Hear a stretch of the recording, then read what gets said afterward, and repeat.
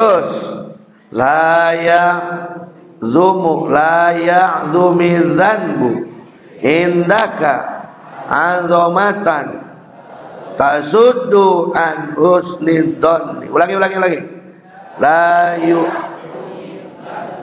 indaka azamatan tasudduka billah fa inna man arafa rabbahu istasghara fi janbi karamihi dzanba. Ulangi Pak.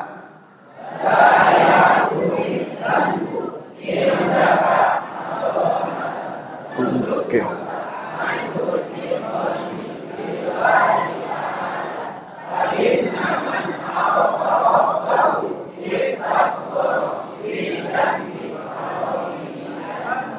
Ayo Salik. Kan ini nyambung. Tadi kita udah ngomongin dosa kan? Saya katakan sebesar apapun, kalau kita taubati dan kita sesali, besar atau tidak? Tidak ada. Sekecil apapun dosa, kalau kita anggap biasa, dia tidak ditaubati, maka akan jadi dosa. Kadang-kadang kita berbuat dosa besar. Berbahagialah bapak-bapak, ibu-ibu yang belum pernah berbuat dosa besar. Di sini dikatakan, la ya'zumu dzanbu. Jangan kamu anggap besar sebuah dosa, indaka menurutmu. La ya'zumi dzanbu indaka, jangan kamu anggap heboh, kamu anggap besar satu dosa. Uzmatan yang maha besar, sehingga tasudduka an husnul dzanni billah, kamu sampai kehilangan husnul dzanmu kepada Allah. Kamu katakan dosaku ini tidak akan terampuni ya Allah, tidak akan. Sehingga kita akan bawa pelang-pelang, nggak sah ini mau benar deh, mau cerita deh, tidak akan baik lagi karena dosa saya terlalu besar. Ada di sini yang dosanya pernah sebesar itu ada? Jujur ngomong, ada yang pernah sebesar itu ada? Haruskah kita berpaling dari Allah? Tidak. Jangan sampai kita anggap besar dosa kita, sehingga kita mengatakan kita husnudzon kepada Allah, lalu kita katakan dosa kita tidak akan terampuni. Fa inna man arafa rabbah, karena orang kalau sudah mengenal Tuhannya, istasghara bi janbi karamihi dzanbahu, maka semua dosanya yang besarnya akan hilang dengan kemuliaan Allah. Baik, kita bacakan munajatnya Syekh Abdul Qadir Al-Jailani di depan makam Rasulullah sallallahu alaihi wasallam. Dzunubi kamaujil bahri bariyat saru kamithli jibali summi bariyat akbaru. Walakinnaha indal karimi idza afa janahu min al-bu'udi ma hiya asghar. Ari dosa si mabdi ibarat budak laut, ibarat gunung luhur malihan langkung ageng.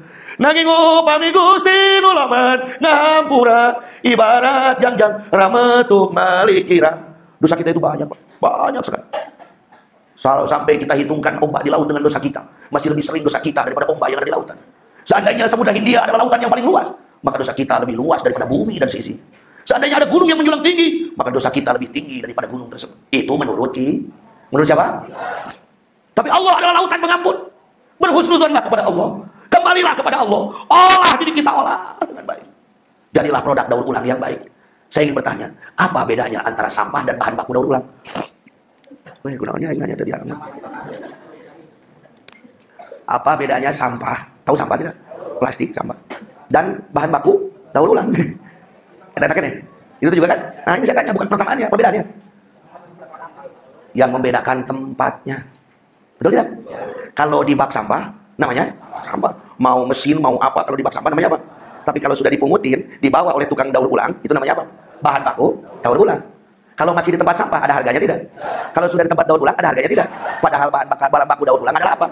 Sampah. Si Aang ini sampah. Berani ang pura-pura kamu lu. Ini jujur saya katakan.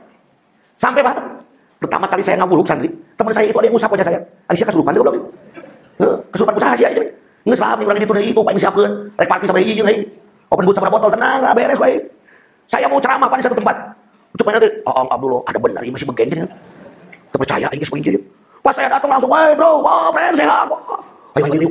Ayo sore ini siapa ini? Ieu mah sodako aing ke mana? Dia aing berapa ku sodako, bro.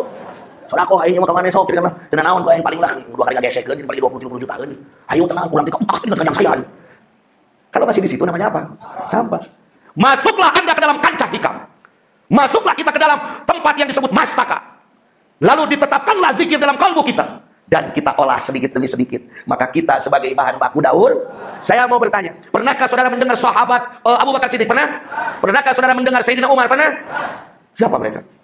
Pak. Abu Bakar itu kalau sudah party, kalau beliau pulang dari Syria itu, dari Syam, katanya dalam hayatus sahabat, itu gila-gilaan ngabisin duit pesta poranya. Sayyidina Umar itu Pak, Jangankan manusia, jangankan orang lain, anak ditelan aja berani, Pak. Semua itu preman, tidak ada yang berani dengan Sayyidina Umar. Siapa mereka? Mereka ini bukan sampahnya lagi, biangnya sampah semua. Lalu dengan cahaya Rasulullah SAW, mereka diolah oleh Rasul, bahkan menjadi khulafaul. Tepati orang masa kiamat. Berarti kalau kita mengolah ini sebenarnya lebih cepat atau lebih lambat?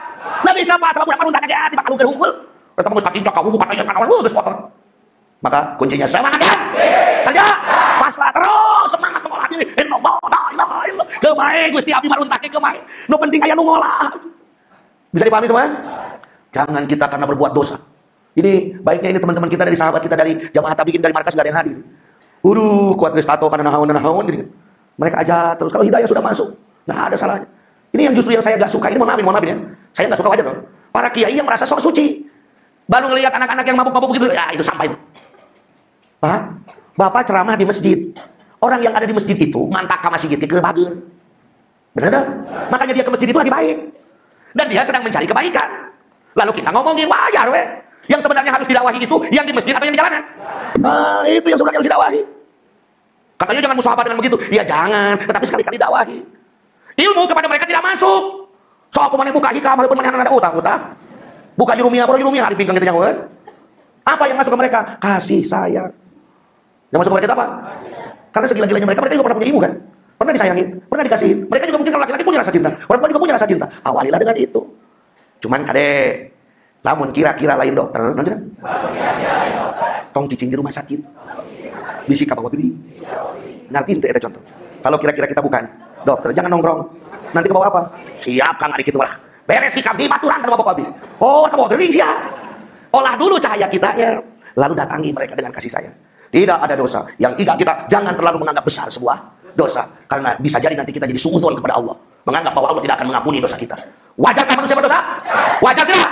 Wajar. Tetapi kalau dia tidak mau bangkit dari dosanya, kurang ajar. Maka kalau kita berbuat dosa, cepatlah tobat, cepatlah bergabung dengan qawabil ruhaniyah. Olahlah diri, bisa jadi Anda sebenarnya bukan sedang terjerembab, tapi Anda sebenarnya sedang mengambil ancang-ancang mundur ke belakang untuk loncat lebih jauh dari orang lain. Ayo saleh. Semangat ya Bang Teguh. Hera, sampai ada Kang saya nggak berani kalau sama Kang Haji. Kang Haji kan kiai, saya kan orang kayak begini. Loh, saya juga orang kayak begitu. Kamu makan nasi juga makan. Kamu pakai besar dari gue di pantat. Daripada gue juga sama di pantat. Sama aja bro kita ini. Cuman bedanya gue udah di tempat daun ulang, lu masih di tempat.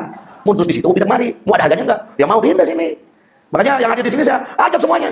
Kita juga ngisi di Pangersakwa itu. Kadang suka sesak kalau ngomong gitu. Pangersakwa itu hari Selasa itu studi banding ke Lapas Cianjur. Lembaga Pemasyarakatan Cianjur atau Nyawa Lapas. Penjara tuh. Nyawa Lapas tadi.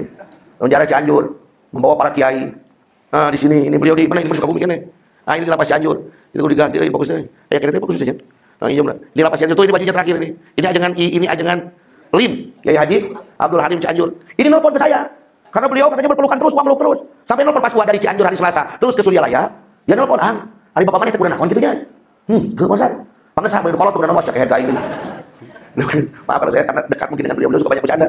Aing laku kayak sian laku. Meluk terus. Hari Rabunya itu beliau di Suryalaya.